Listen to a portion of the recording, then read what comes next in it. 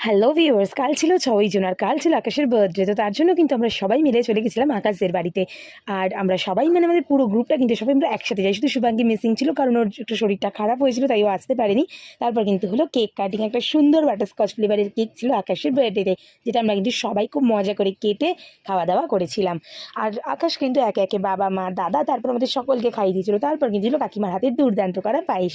আমরা প্রত্যেকে খুব মজা করলাম সন্ধ্যেবেলাটা কেক আর পায়েস খেয়ে। এটা দারুণভাবে খুব সুন্দর গল্প করে সন্ধ্যেটা কেটে গেল কীভাবে বুঝতেই পারলাম না। আর এখানে কিন্তু আকাশের আশীর্বাদের সাথে সাথে দেখো আরেকজনেরও আশীর্বাদ হবে। ভিডিওটা ফলো করো, তারপর কিন্তু বুঝতে পারবে। আর দেখো এখানে কিন্তু আকাশের কোলে বসে পড়েছে মাম, মানে মামেরও সাথে আশীর্বাদ হয়ে গেল। আর এই আশীর্বাদ পর্ব কমপ্লিট করে আমরা কিন্তু চলে গেছিলাম ডিনার করতে, কারণ অনেকটা রাত হয়ে গেছিলো। আর তার আগে কিন্তু আমরা আকাশকে একটা কিউটস একটা গিফট করেছিলাম। কি গিফট? এই যে এই ফটো ফ্রেম উইথ একটা ক্লক।